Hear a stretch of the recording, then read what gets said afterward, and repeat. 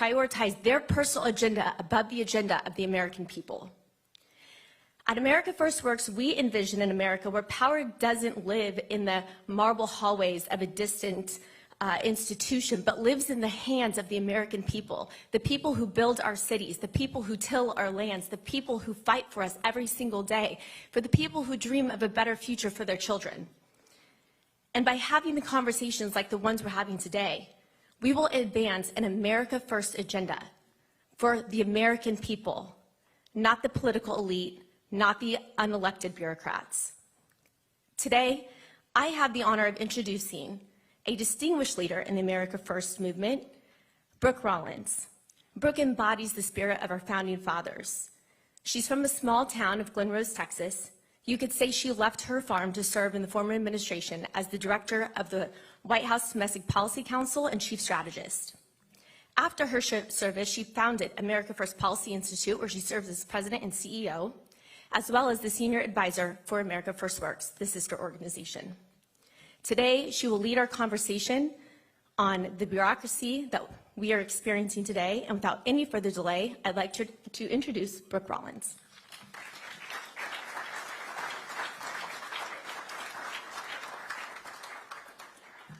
Well, hello everyone, and welcome to the headquarters of America First Policy Institute and our sister organization, the sponsoring organization for today, America First Works.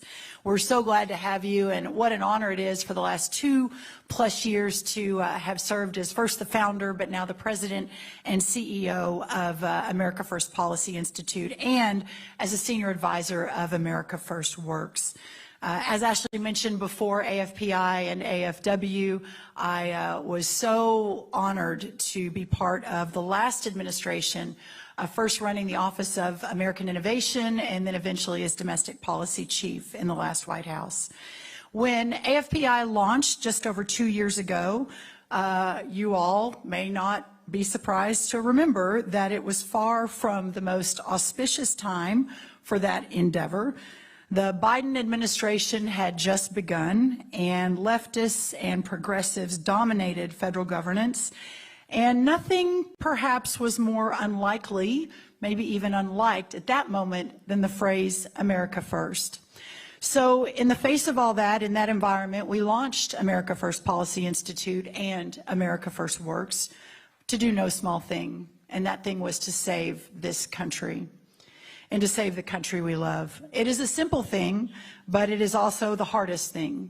Simple and easy are not the same, but we didn't get into this business. And on behalf of the 170 team members here at AFPI and AFW, we're so grateful to be in this battle with so many of you. Everything that moved our creation back then, just over 2 years ago, remains true today, but perhaps even more so. The need for what we deliver animates our mission and our purpose. As the home of the America First movement, we do what the arbiters of opinion and policy almost never do. We listen to Americans. That's how we know, contrary to the current administration and media narrative, that America First has never been more popular, more needed, and more urgent than today. Speaking of listening to Americans, what a joy it is to be with you today, and we believe over 100,000 viewers online for this, our very first America First Works speaker series. This series will serve as a neutral and nonpartisan platform for elected representatives, visionary business trailblazers, intellectual pioneers, and dynamic policy champions to discuss and present important public policy matters. Though we may not all share these same views, I am willing to bet that the majority of Americans mostly share the same understandings. We believe in the real sovereignty of the nation, and we believe that America is fundamentally good and that it is a positive virtue to put America first. In 2023, today, we must confront the alarming threat to the state of the union, the out-of-control administrative state. However, its challenges have provided us with an important and timely opportunity, the basis of our keynote's comments today, a national high-stakes conversation on the sort of republic, the type of country, and the way of life that we as Americans want to have and want to give to our children and to our children's children. It's the reason we are gathered here today. The administrative state was born over a century ago in the minds of post-Civil War progressives who believed that the Constitution of the United States at that moment was inadequate for what they deemed as a modern society. Since then, the administrative state, has advanced in great leaps periodically from the New Deal to the Great Society to the agenda of the Obama and Biden administrations. The deconstruction of the administrative state is a moral and constitutional act to reclaim the governance of our republic from the forces that have progressively seized it from us across the past century. It is the administrative state that enacts the will of the progressive left, that thwarts the will of the American people, and that makes the winning of elections not the end of our fight, but the mere beginning. Because as soon as the act of persuasion of the general public is over, what remains is trench warfare against a group of people in the bureaucracy who see themselves as permanent and for too long have been just that. The administrative state is where the education, the inspiration, and the fanaticism of the left go to reside, and that is why they will go to defend it in ways they will not do so with their other areas and centers of power. The Trump administration that, again, I was so proud to be a part of was perhaps the most consequential in its reclamation of our Supreme Court and huge swaths of our historic number of appointments, as well as the effort to eliminate what began as two old regulations for one new, ended at about 11 old regulations that went out for every one new, and amongst other projects. But what remains to be done is the full reclamation of the administrative state. The millions of bureaucrats who work mostly unknown and out of the public eye to exercise governance not in the name of the American people, but in the interests of what they believe that they represent. Without that accumulated power and unearned potency over the American people, there is no power. That's why, to me, this battle and this conversation today is truly the singular greatest battle that we face as a country. But here's the good news. It's a fight we can win because the more people know about it, the more it is part of the national narrative, the more it becomes part of an important conversation that has already begun but will continue through 2024, the more average, everyday Americans understand what's at stake. Americans don't wish and never have wished to be ruled. They wish to rule themselves. At AFPI and America First Works, we believe that this moment and how we respond to it will determine the future of our country. As we speak, our AFPI team with 9 former cabinet officials, 20 former White House senior staff, and more than 50 senior administration officials, in partnership with more than 400 former senior federal government leaders, has formed 28 action plan teams preparing for the next administration and the next White House. Today, we are joined in continuing this conversation by someone who has done a lot of thinking on this issue and many issues, to be honest, but he is our longtime friend, and much more importantly, he is Liberty's longtime friend. When our 3-month-old organization decided to take on big tech back in 2021, our lawsuit against Facebook, Twitter, and YouTube for censoring millions of Americans, VIVEK provided much of that legal strategy and advice. He, along the way, has been a dear friend to this organization, to our ideas, and an advisor along the way, and for that, I am forever grateful. We all know that he graduated summa cum laude from Harvard, receiving his JD from Yale Law School, then starting a biotech company, Roivant Sciences, where he oversaw the development of 5 drugs that went on to become FDA approved. In 2022, and I remember the initial initial conversation with him about Strive, an asset management firm that directly competes with asset managers that may not be aligned with our ideas like BlackRock, State Street, Vanguard, and others, where he and his company would use the money of everyday citizens to advance agendas that they didn't necessarily agree with from the prior companies.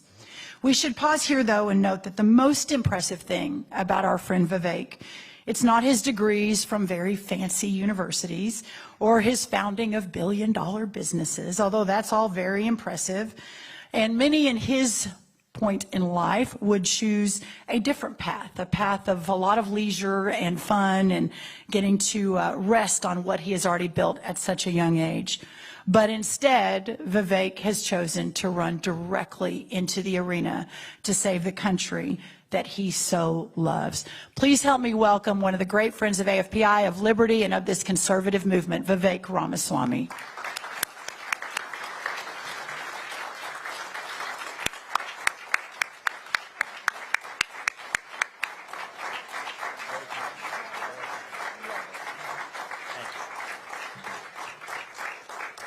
Thank you. It's an honor to be here. I want to recognize the team at AFPI for putting this on. I chose to be here for a reason, for delivering the speech that we're about to today. I think this will be quite possibly the most consequential speech about exactly how we will get this job done of shutting down the administrative state. But the reason I wanted to do it and wanted to recognize many of the people in the audience today is that you have been at the bleeding edge of this fight. This is not an individual sport.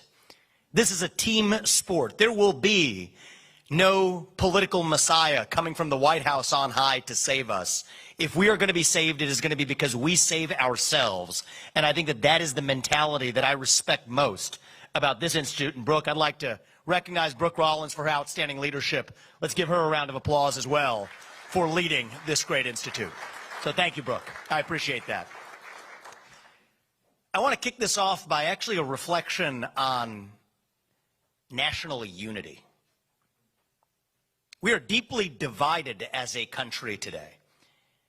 And I think the way that some in both political parties imagine we might get to national unity is through compromise. It would seem to be the obvious approach, actually. If you have people who are badly divided, perhaps the way you get to uniting that country is through compromise. I actually reject that vision. I believe that the way we will unite this country is by being uncompromising about the principles that set the country into motion in the first place. I think we have to be honest with ourselves that America was not founded on moderate ideals. America was founded on radical ideals. That idea that you get to speak your mind, and you do, and you do, and you do too, as long as I get to in return. That is a wild idea for most of human history. It was done the other way. The idea that we're a nation not of men, but a nation of laws, founded on the rule of law, that we pursue excellence without apology, that you get ahead in this country not on the color of your skin, but on the content of your character and your contributions. These are extreme ideals. And the way we will reunite this country is not by hiding from the radicalism of the American Revolution, but by embracing it. That is our true strength. Our diversity and our differences, that's not our strength. Our strength is what unites us across that diversity. That's actually the subject of the speech today. One of those, perhaps the most foundational of those radical ideals. A radical dream that our founding fathers had 250 years ago. A radical dream that I have, that many of us in this room share today as citizens in 2023. That the people who we elect to run the government ought to be the ones who actually run the government. Not the managerial bureaucracy in three-letter government agencies, not elite leaders in the back of palace halls in old world England, not enlightened elites in the back of BlackRock's corner office in Park Avenue of Manhattan today, not monarchs sitting in three-letter government agency buildings here in Washington, D.C. That's what we're here to talk about. This is part of the project of reviving, but yes, also reuniting our country. And I will say at the outset, this is not a black idea or a white idea. This is not even a Republican idea or a Democratic idea. This is a fundamentally American vision that we fought a revolution to secure in 1776. That we, the people, create a government that is accountable to us, not the other way around. What's happened in the last century, and it did begin with Woodrow Wilson, the godfather of the modern administrative state, perpetuated by FDR, further exacerbated then by presidents and leaders of both political parties, is that we saw a gradual waterfall of political responsibility in this country, moving away from Congress and the Senate and the U.S. presidency towards three-letter government agencies that wield the most political power in the federal government, despite having the least political accountability through unelected bureaucrats who have no backstop of actually being accountable to the public. I often think about the standard we should measure how well we're doing as a country is how Thomas Jefferson, George Washington, Alexander Hamilton, John Jay, John Adams, how would they feel if they were walking around Washington, D.C. today? And these are men, by the way, who deeply disagreed with a lot of questions relating to the founding of our republic, but they agreed on one thing, that at the very least, the lawmakers and policymakers we elected should actually be the ones making public policy in this country. So against that backdrop, today I'm here to announce how we will revive the promise of that constitutional republic with 3 branches of government rather than 4. That is the purpose of our meeting today. And we're going to get into a level of detail that is, to this point in the last half century, unprecedented, which I believe will spawn nothing short of not incremental reform, but a revolution, a revival of the ideals of the American Revolution in how we actually restore that constitutional republic. First, it will be a plan that reduces the size of the federal employee headcount by over 75% if I'm the next president by the end of my first term, 50% of which is implementable by the end of year 1. Second, rescinding a majority, that is to say over 50% of federal regulations which fail the major questions doctrine at issue in West Virginia versus EPA, likely the most important Supreme Court case of our lifetime, decided last year. And third, the president's power to use executive authority to shut down redundant federal agencies and to reorganize the federal government accordingly. That's what we're going to talk about today. Thank you. Now, before I get into the details of the first 5 agencies we will shut down and the basis for rescinding a broad swath of federal regulations, it's first and most importantly worth understanding why it hasn't happened yet. This vision is not an original vision. I'll be the first to admit that. Good presidents, excellent presidents, from Reagan to Trump, have spoken to the same ideal, and I give credit to Donald Trump for taking more steps than have been taken in a generation in the direction with the Schedule F exceptions that they began late in the term, aided by many people in this room. That was a step forward. But in order to actually get this job done, we're going to have to confront several myths that have been perpetuated in this town by advisors and members of the very bureaucracy we're looking to shut down, that we're going to have to confront and overcome to understand how the U.S. president can actually get this job done. We're going to go through those today. It's our first time doing a speech like this with visuals, so you'll have to be patient and see how this one goes. But I think it's important to understand the specifics. The first myth is that the President of the United States does not single-handedly have the ability to set what you would call the human resources policies, the hiring and firing policies in the federal government. That view is wrong.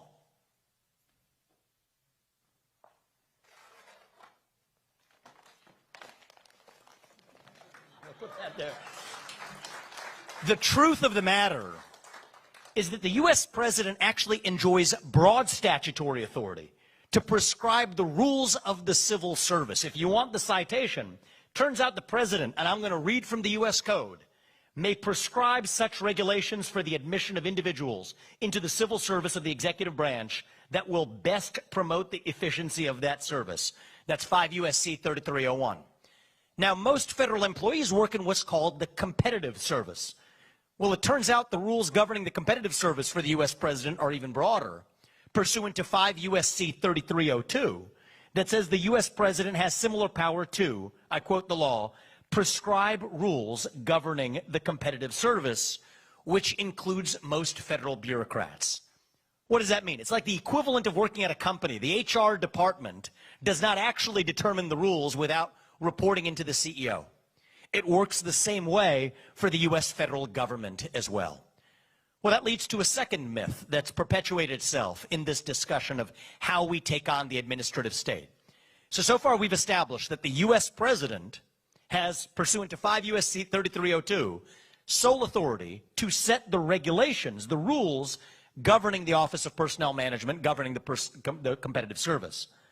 Well, the myth number two that's been taken for granted in our national history is that the President of the United States is limited in his ability to fire those employees pursuant to a part of the U.S. Code known as 5 U.S.C. 7513A, which creates so-called for-cause limitations, which say that the U.S. president cannot fire a bureaucrat unless it is what you call for cause, breaking the law, doing something egregious. That's been the status quo in Washington, D.C. Turns out that is actually a myth.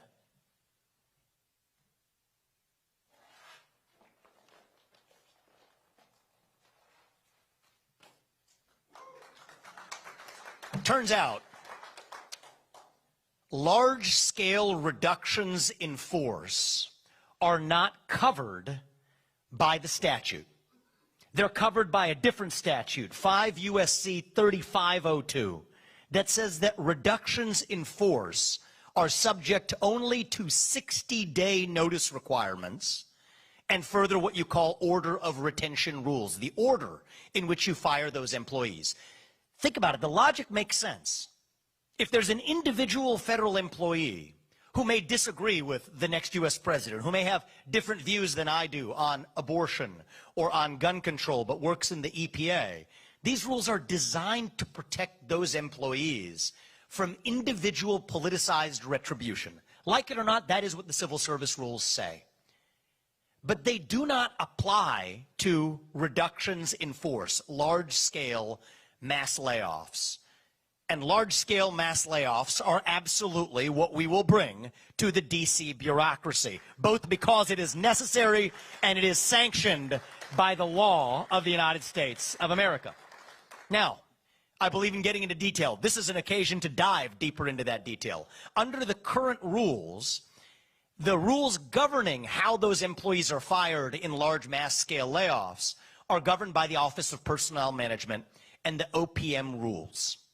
The current OPM rules give that responsibility to agency heads. That is a fact. Well, I think that raises the importance of making sure the next U.S. president appoints agency heads in those roles who are prepared. I think it should be a litmus test for anybody who serves in a cabinet-level position, a litmus test that that agency head is prepared to carry out mass layoff, large reductions in force as laid out in the statute. However, if such agency head is even as unprepared to act after on the job, recall the first point that I mentioned. The U.S. president has sole authority to set the rules governing the Office of Personnel Management, which does absolutely give the duly elected president of the United States the power to single-handedly execute those large-scale layoffs and mass reductions in force. This completely subverts the traditional wisdom fed to U.S. presidents from Reagan to Trump over the last 40 years, but will be a necessary toolkit that says that the CEO, the leader of the executive branch, does indeed have the authority to decide who is and is not hired in the executive branch. And I'll tell you this, speaking as a CEO, if somebody works for you and you can't fire them, that means they don't work for you. It means you work for them because you're responsible for what they do without any authority to actually change it. But the beauty of this is that our law tracks this directly if we're willing to actually read the law in totality. So now, because this is important, we're going to get a lot of pushback to this speech, I have no doubt about it. I want to go to actually a common misconception that comes up for how this is able to occur in practice.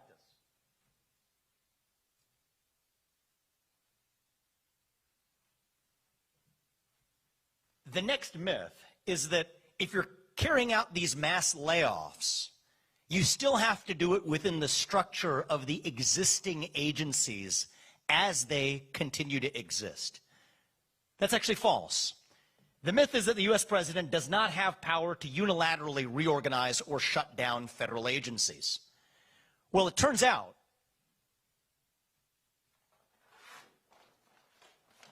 the truth of the matter is the key provisions of the 1977 Reorganization Act are actually still in effect. I'm going to read to you from the 1977 Act, 5 U.S.C. 901, active law today. And who would have ever thought it's worth paying attention to the words of the law itself? The president shall. There are statutes that say the president may. This isn't one of them.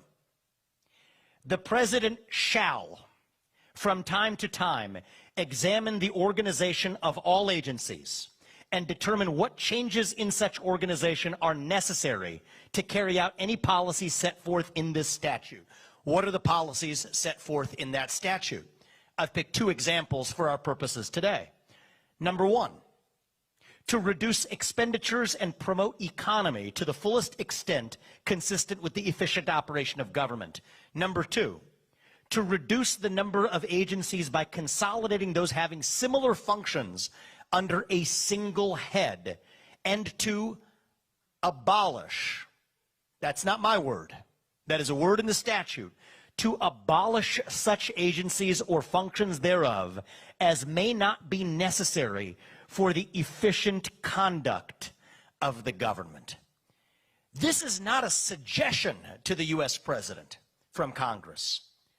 This is a mandate to the U.S. president from Congress to exercise the authority to reorganize and shut down, statute's words, abolish such agencies if it promotes the economy, or, in the alternative, if it eliminates redundant federal agencies. This completely debunks the traditional mythology that actually the way the U.S. president actually has to act is by going to Congress. Now, part of the reason why, and I'm going to show you here, is after I remove that second truth, what you're going to see is a myth that says there's a Supreme Court case called INS versus Chadha that actually in 1984 dealt with a correction to the 1977 Act.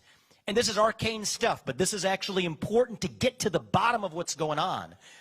What Congress said in 1977 is there could be a single House veto of a presidential reorganization path.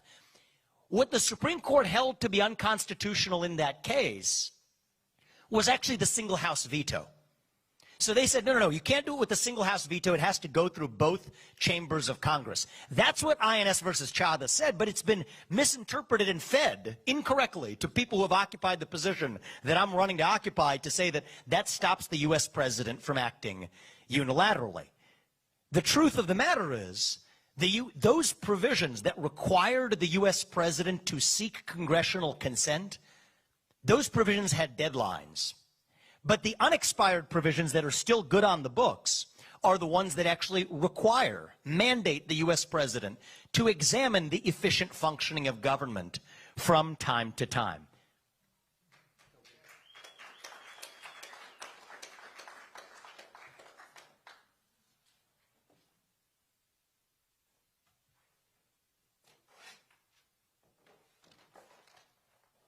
Now we're going to get into the specifics of how this actually works. Okay, what agencies are we actually going to shut down and how? I mean, the final real myth here that I think we got to pay attention to is this idea that the administrative state, as we know it, is somehow an impartial scientific management project that is able to take on what we the people can't be trusted with. This is what's actually at stake here. It is a skepticism of we the people and our ability to settle our differences on questions from climate change to racial injustice. See, the old world view was that the people can't be trusted.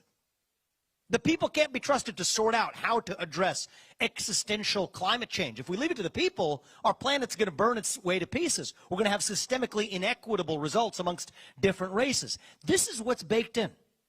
It is that old world monster rearing its head again that is fundamentally skeptical of a self-governing people. But what we actually have in this country is a constitution that in Article 2 of the Constitution clearly states that the executive power shall be vested in a president of the United States. And the person whom we elect to run that executive branch, the U.S. president, must actually once again be the person who actually runs that executive branch of government. That is the final myth that once we debunk it, we have democratic accountability once again, rather than puppets sitting in the White House, as I worry we have today, instruments of an administrative state. So the question is, how do we then, on the back of having debunked these myths, how do we actually proceed step by step to taking on and dismantling that administrative state? Well, it is the source of regulations, and we'll get to that in a second. But what about the regulations that are already on the books? This is where West Virginia versus EPA comes in. So this is likely the most important Supreme Court case of our lifetime when it comes to the ability to restore our constitutional republic. What the Supreme Court held here is that there are certain major policy questions. This is called the major questions doctrine, that have to be decided by publicly elected representatives, those who serve in Congress and those who serve in the U.S. Senate. These questions cannot be delegated without express congressional authority to third-party administrative agencies. So here there was a clean power plan perpetuated by the Obama administration that came from the EPA that restricted what coal industry participants could and couldn't do. And the reason they found that violated the major questions doctrine, this is really important, is that that would on net result in about $2,000 of added expense per American family. And that was a sufficiently major impact on the economy that it violated the ability of the administrative state to actually do it. Well, that was an outstanding decision, well argued from the current court, which I give the prior Republican president, President Trump, immense credit for giving us a court that came to the right place on this question. But now we have to take that to the next level. If those regulations in the Clean Power Plan were unconstitutional, then that quite literally means that most federal regulations, I don't use that colloquially, I mean that literally, a majority, quite likely an overwhelming majority of current federal regulations are unconstitutional under current law in the United States of America.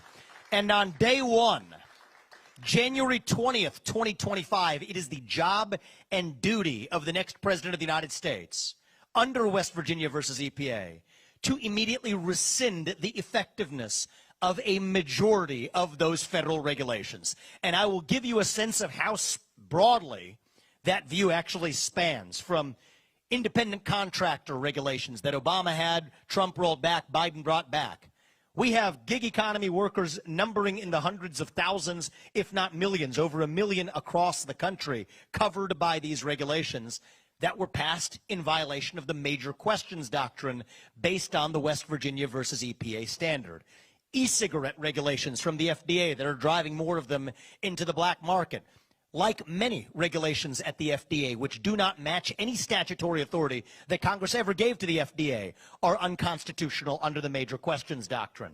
car modeling standards for large cars versus small cars, emissions standards, emissions reporting requirements by the SEC, heck, even accredited investor standards by the SEC saying who can and cannot invest in certain kinds of companies. All of these fail the major questions doctrine test based on the impact they have on a family. If $2,000 per family is itself unconstitutional in the scope of impact, literally an overwhelming majority of these federal regulations will on their way to being rescinded during the first days of an administration that actually understands what's going on when it comes to the unconstitutional administrative state. So that's the first element, is undo the damage that's already been done by rescinding the federal regulations that are already on the books. But now let's come to actually how we not only rescind the regulations that Congress never authorized. How about actually rescinding the existence of bureaucratic agencies that Congress never authorized?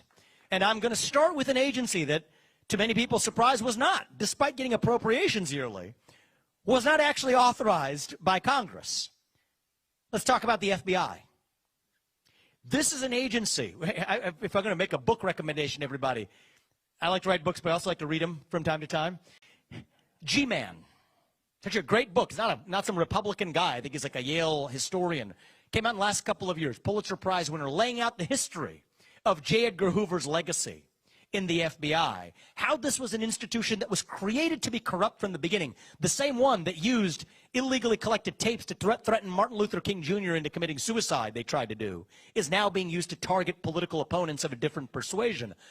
Where does the corruption come from? It comes from something you'd predict should exist for a bureaucracy that sits in between a DOJ, like the equivalent of local prosecutors at the local level, and say other police enforcement arms like the U.S. Marshals, which haven't been corrupted in the same way as the FBI. So this is what the situation looks like today. That's the status quo. And in more detailed plans, for ease here, we've used a short version. There will be more detailed versions right now up on VIVEK2024.com, laying out even more detailed reorganization plans. This is deeply pragmatic. Take the 35,000 employees at the FBI. 20,000 of them are in non-essential functions, back office roles, many of whom report into, of all building names, I'm not making it up, the J. Edgar Hoover building right here in Washington, D.C. They're going to go home when we shut it down and find honest work in the private sector. But 15,000 of those employees are going to be reorganized into the U.S. Marshals, into the Financial Crimes Enforcement Network at the U.S. Treasury, into other parts, the DEA, that are taking on the drug enforcement problems that we have in this country. Because part of the problem when you have a bureaucracy that runs this deep is that they find things to do that they shouldn't have been doing in the first place. Post 9/11, what happened with the FBI is they took on counterterrorism, from drug enforcement to child sex trafficking to financial crimes and white-collar network enforcement. These are areas where people had no specialization in the first place, and they're rotating, so we're at once less effective in actually enforcing the laws on the books, while also creating the formula for the corruption that we now suffer today. And this is where I think we face a choice. Do you want incremental reform, replace Christopher Wray with James Comey or James Comey 2.0, or recognize that it's actually the underlying machine that was the source of the corruption itself? And I believe the only correct answer to restore the integrity of our law enforcement apparatus will be to begin with shutting down an institution like the FBI itself. We'll move to the next institution, the U.S. Department of Education. This is an agency that spends approximately an $80 billion budget per year, telling local schools that they can't get those federal funds unless they adopt toxic racial and gender ideologies, while denying, and this part's less well known, denying federal funding. That's about 10 to 11% of a school's budget to schools across this country that dare to teach kids how to engage in hunting or teach them how to practice archery. Those have been the bases for denying funding to schools while telling other schools they can't get actual federal funding unless they adopt toxic, divisive racial and gender ideologies and racial quota systems in their hiring. This is an institution that has driven the epidemic of inflation in college tuition costs while subsidizing four-year college degrees, not doing basically a thing for people who want to pursue one-year vocational programs. The root cause, the original sin, was the fact that the federal government should have never been involved in local education in the first place. So remember, one of the bases for the U.S. president to shut down an agency, promoting the economy and efficiency. Taking that $80 billion and giving it back to the people meets that statutory test. And that's why we won't just put a good person. And I respect Betsy DeVos, and I respect people who have served in that role. We won't just put a good person on top. We will actually get in there and shut it down while moving certain of the remaining functions like loan collections to the U.S. Department of Treasury, that limited sliver of workforce training to the Department of Labor where it belongs. That's how you actually drive change. And so I'm going to go quickly through a sample of the remaining agencies that we will shut down in the same way. Take the Nuclear Regulatory Commission, the three-letter agency that has stood in the way of advancing nuclear energy in this country in the name of promoting safety. We have no Gen 4 reactors in the U.S. The only country in the world that does is China. We have very few Gen 3 reactors. We have Gen 1 and Gen 2 reactors, which are 60-plus years old, which are less safe, even compared to Gen 3 and Gen 4 reactors. In the name of an agency, before its existence, you could build a nuclear power plant in 5 years in the United States. Now the average time is 25 to 40 years. Even as in Japan, it's closer to 5. In France, it's 5 to 8. Falls at the feet of what Brooke talked about at the very beginning, that administrative state. This was never passed through Congress, these regulations. It's fundamentally the culture of an agency that believes that there shouldn't be another nuclear power plant in the United States, and that's why since its inception, there has not been a single nuclear power plant built in the United States of America. What we say is, you can't reform an agency with that culture. You have to get in there and shut it down. Move a small number of the remaining employees to the DOE and to other parts of the government where they can use that expertise to promote actual innovation in nuclear energy in the United States. And so we'll conclude with this one. There's actually more poster boards back here, and time permitting. This is just the beginning of the list of federal agencies that we will either shut down or downsize by 75% or more. But take the ATF. And here I want to recognize Matt Gaetz, who is actually, I'm seeing in the front row here, for proposing, as I recall from earlier this year, a piece of legislation that would have, it was January of this year, defunded the ATF and caused it to abolish its existence, which is a perfectly fine way to go about doing it. The problem with Congress is you've got 500-plus people that have competing interests that aren't actually able to properly oversee an administrative state that reports into the duly elected chief executive of the country, which is why, as the next U.S. president, if I'm elected, we'll shut down the Bureau of Alcohol, Tobacco, and Firearms, one of the agencies that has been most toxic in even its misappropriation of funds. This is one where, and I quote the actual, this is directly from within the agency and the Office of Personnel Management itself. This is an agency so corrupt that this is their words, not mine. The ATF's upper management has demonstrated, and I quote, total disregard for federal human capital management law, regulations, policies, and practices. An agency that is now, with their bump stock regulations and otherwise, so far reaching beyond its constitutional scope, that can't be reformed. The correct answer is we will once again get in there, and you're starting to see a pattern here. Shut it down. That is how you revive the integrity of a constitutional republic. And if you want to look at actually tracing and possession, move that to the U.S. Marshals.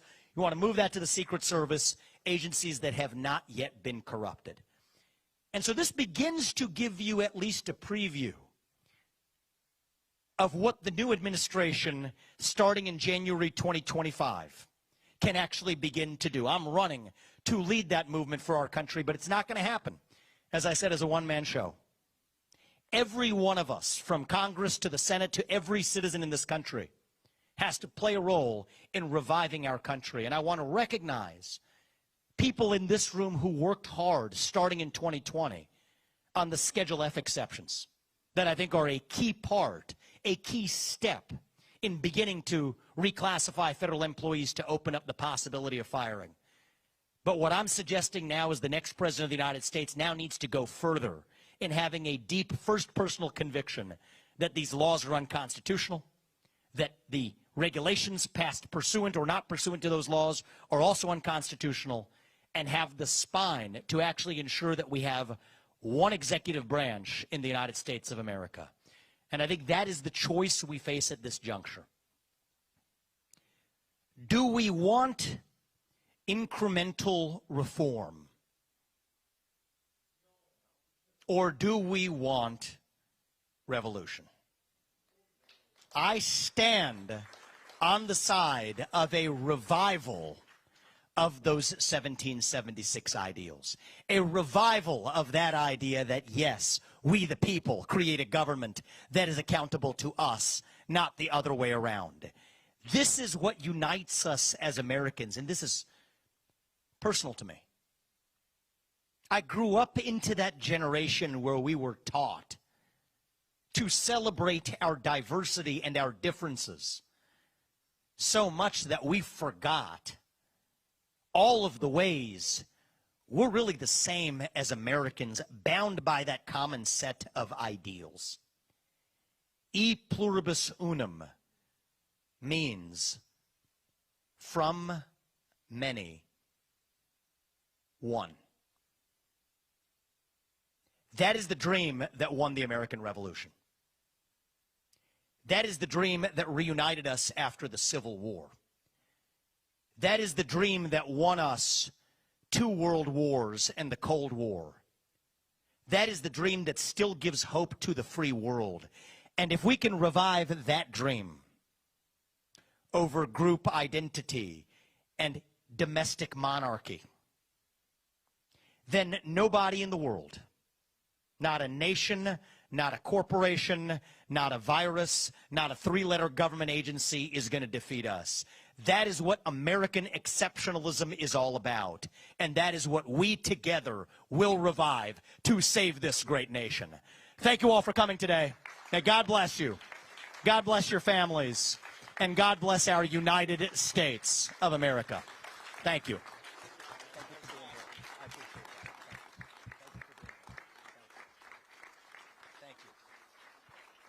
Thank you. Brooke, I've made a mess here. Well, We made a mess. as the mother of 4 children, I can appreciate we can get this all cleaned up. We got to clean it up. Y'all, as they are flipping the stage up here, we're going to bring a couple chairs up and we're going to get to have a fun conversation with Vivek. But how about one more round of applause for the vision, the inspiration, just incredible mind behind this.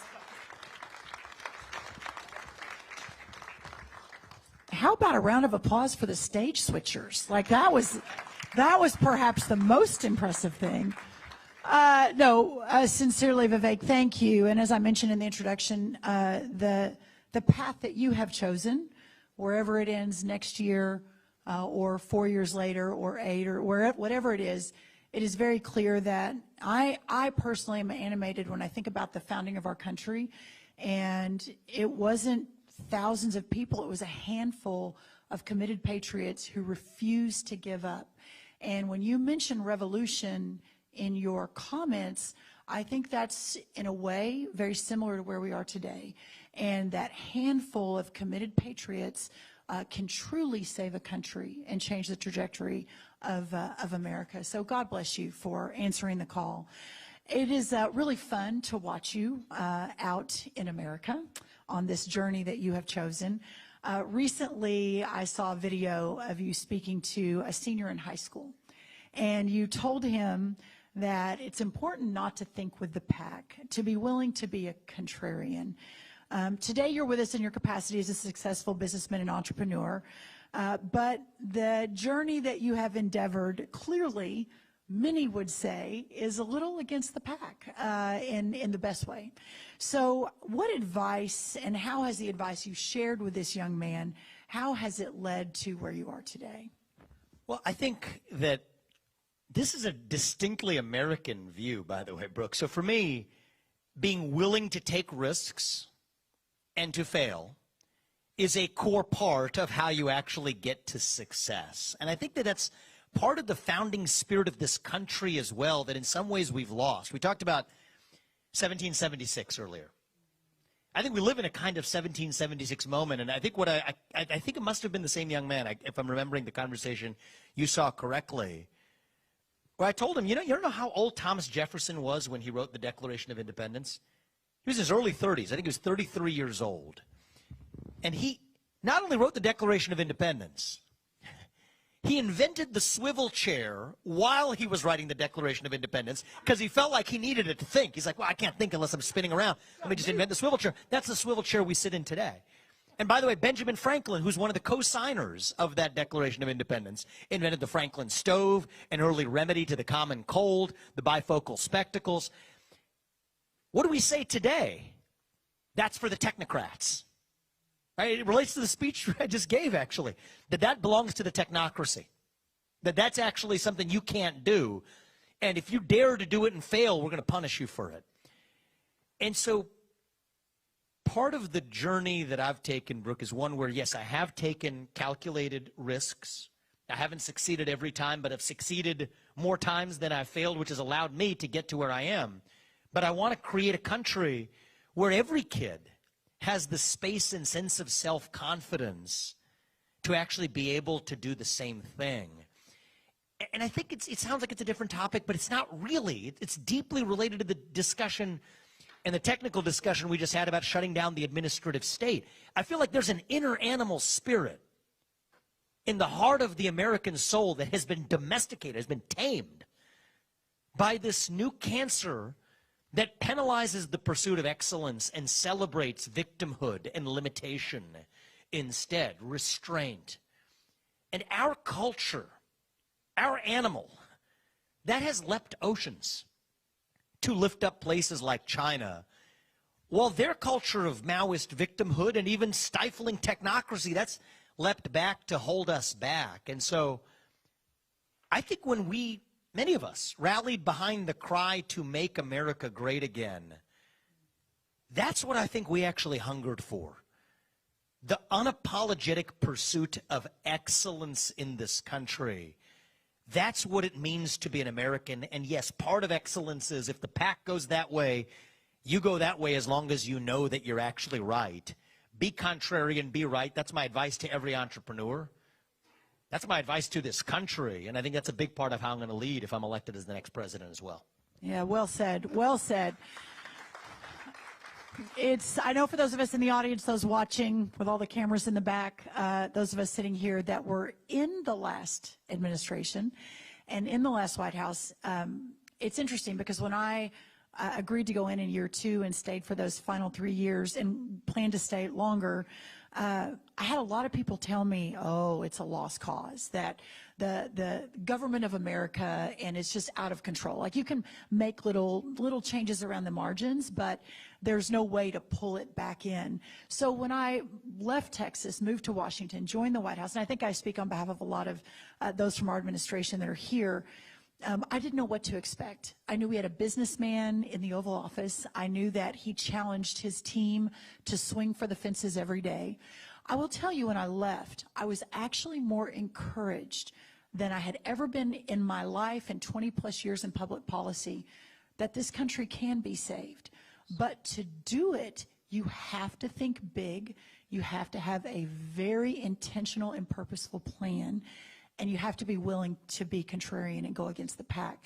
As you continue your journey and you lay this out, and over the next few days or weeks or months, you'll probably be told a lot that what you just outlaid here will not work. How do you plan to manage through that and to prepare? Whether you're in the next White House or whomever it is, I'm assuming you'll be a part of the next plan and what that looks like. How do you, Vivek Ramaswamy, and your team get ready to move forward on these big ideas that we're talking about? Sure. So I do think it takes a unique combination from the top. I think that is part of what calls me into this journey. I do think it takes an outsider who has if I may say, complete and total disregard for the norms of Washington, D.C. And I'm guilty as charged on that. And I think that your former boss was guilty as charged on that too. But I think it also is important for that outsider to have a personal, bone-deep understanding and conviction in the laws and the Constitution of this country, or else there's a risk that the members of the managerial class, and it's not that different, it happens in the private sector too. The way middle management might tell the CEO what he can't do, what the associate deans of God knows what, proliferating like a cancer in our universities, tell university presidents they can't do. You have that same managerial class. The swamp doesn't just exist in D.C. The swamp exists in parts of the private sector too. Deep corporate is the parallel counterpart to the deep state, and some people fill the same positions in alternating years in both. I think it requires leaders who are grounded at the top in conviction. If you're a CEO, what's the purpose of your company? If you're the CEO of the executive branch of the government, what is the purpose of leading in the federal government, and what ought you not be doing as well? And so what am I going to be guided by? There's no doubt that there's going to be a range. I see a lot of cameras in the room. Maybe it's already begun, laying out all the reasons why the things that I laid out in that speech are infeasible or not grounded in the right legal authority or otherwise. The first thing is I like to be grounded in strong principle. The current Supreme Court, which, as I said, I give Trump a lot of credit for, I think we win 6-3 on pretty much every legally contested question that I laid out in that prior speech. Are there going to be some who disagree? Absolutely. But the current Supreme Court, the Supreme Court that gave us West Virginia versus EPA, I think backs me up 6-3 on every legal question on exactly how we will use executive authority to shut down the deep state. And so one is you got to know that you're playing the winning hand. That guides, it's like any negotiation, right? You play the hand you have. I think we have the winning hand with the Supreme Court that we do now. And then you got to be thinking about guided by your purpose. This isn't that I have a vendetta against any of these individuals who are working in these agencies. To the contrary, many of these are good people, individual people living their lives privately in their own families. This is no personal animus against any of them. It is a machine that's actually the source of that problem. And so when you view it that way, you say you're guided by that purpose of why it is you're doing what you're doing rather than, animus or vengeance.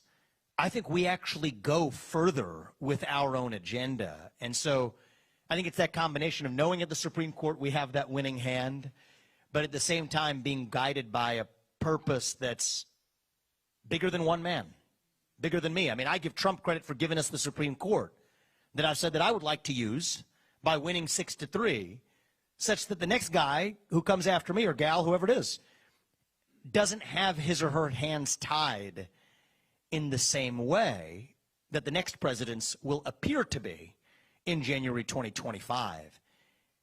And so that's something I would encourage all of us to think about in our America First movement, and it is our movement, is that it's bigger than any one of us. We're each playing our role in driving this change, but we got to start thinking about how we're driving change on the timescales of history, not just 2 or 4 year election cycles, and the interplay between what the next president can do, backstopped by what the Supreme Court that the prior president gave us. This is how we drive that change on the timescale of history. And so like you in 2020, Brooke, that's why I am also deeply optimistic about our ability to actually see this through. It's just going to take some people with spine willing to take that risk, actually getting that job done. Well said. One thing I think is important to note, would love your thoughts on this. As conservatives, America First conservatives especially, I think we have awakened a country. And when you poll the policies that we believe in, whether it's securing the border or parents having the right to choose their children's school, or raising them in the way they see fit, or peace through strength internationally, or a healthcare system where the patient chooses, not the government or I could go on and on. When you take those ideas out into the country, 85% of Americans agree with us. And I think, we talk about how divided we are as a country, and we're on one side or the other. And I don't see that as much. And I'm curious your thoughts that when we lead on policy, we win because the American people are with us. Have you seen that in the last few months? Oh, I have. I mean, this is probably the top and most positive surprise of the last 6 months of this experience of traveling the country. We are not nearly as divided as we're taught to believe by media or social media or otherwise. One of the things that maybe against better advice from a political perspective that I've done, but I just think it's important if you're running to lead a nation and not a political party, is to show up in places like the south side of Chicago or Kensington in the middle of the inner city of Philadelphia. I've talked to people in West Maui. I haven't talked to Zelensky yet, but I did talk to people in West Maui. And, you know, one of the things that I see is common cause when it comes to the border. I probably haven't been in a room of people who were more vehemently in favor of my proposal to use the U.S. military to secure the southern border than a group of people in the south side of Chicago whose own school, high school, in South Shore High School, is being converted into an encampment for migrants costing $7,000 per migrant per month, when people in that community rightly ask a fair question, what about me in that context? Now, many of them disagree with me on, and I was challenged on this, I want to be transparent about that, on racial reparations. I'm against it. Most people, 99% of people who were in that room, it seemed like, or at least a lot of them, it seemed like, disagreed with me vehemently on that. But we agreed on the America First principles. And so my learning from that I would share, to the extent this is helpful for all of us in our movement, is I think we have to walk the walk when it comes to thinking about America First principles in a way that go beyond traditional partisan boundaries. The way I'm looking at this is no state left behind, no city left behind, no American left behind. This is a multi-ethnic working class coalition of Americans who can put partisan boundaries behind them and just say our job is to put the interests of this country first, advance our economy, shut down the administrative state, declare independence from communist China, keep us out of World War III, revive national pride. These are not Democrat ideas or Republican ideas if we have the courage to actually stop viewing them through those partisan filters. And by the way, just the speech like this one here I'm giving today, a week from today, or I think it's actually next Thursday, we haven't announced it yet, but I'll say it here, are going to give a similar speech as it relates to our foreign policy and taking and questioning certain assumptions. We're taught to believe that it is impossible, it'll be economically devastating to the United States to actually declare industrial and economic independence from China. Well, that one we're not doing in Washington, D.C. We're going to do it in central Ohio. It happens to be my hometown, but it's also a place where we are actively onshoring a lot of production here to the United States in ways that don't have to be nearly as harmful as we're taught to believe. And so it's our job to, A, talk to everybody. We can't talk about free speech and then hide in our own echo chambers. But when we show up, what I found is that, boy, are you greeted, and I think your polls are saying the same thing, greeted with a lot more agreement. And then also talk about the how, because there's all kinds of myths. We talked about the myths relating to shutting down the administrative state. There are similar myths about what's going to happen to the U.S. economy if we actually dare to declare independence from China. And next week, just like we did today, we're going to debunk a lot of those myths. And I think America First will be the movement that reunites this country. Black, white, red, blue, it doesn't matter.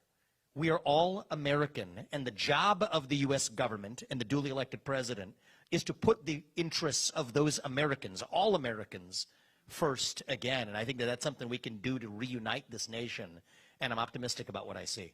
I could not agree with you more. Yeah, I think that's exactly right. Why don't let's kind of close with your thoughts on my next statement, but relates directly to what you just outlined today with the bureaucracy. And that is, in 2015, I and others have been working in the movement for a long time. Deregulation, the deconstruction of the administrative state, the bureaucracy, in the minds of sort of the leaders of the movement, that has been front of center. But in the minds of Americans, it was very low on the poll of issues that they cared about. This was, 6, 7, 8 years ago. And I'll never forget when then candidate Donald Trump came down the escalator and started talking about draining the swamp.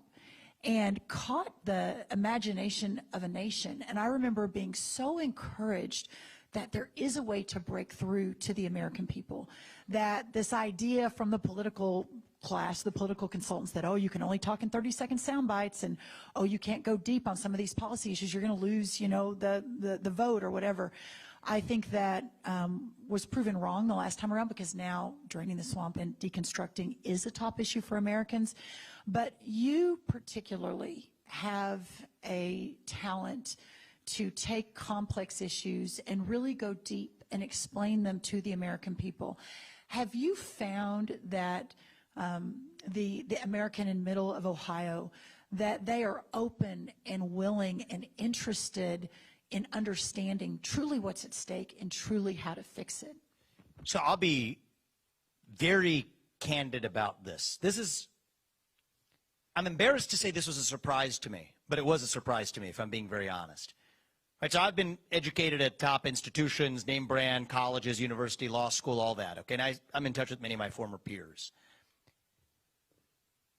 I have not received questions as intelligent about central bank digital currencies or about the relationship between the US dollar and the likely new currency being formed by BRICS nations pegged to the gold standard at a level of detail. My former colleagues at hedge funds in New York, from Harvard College to Yale Law School, as I've gotten from people who are farmers in Iowa or people who live within a 50-mile radius of where I live in central Ohio today.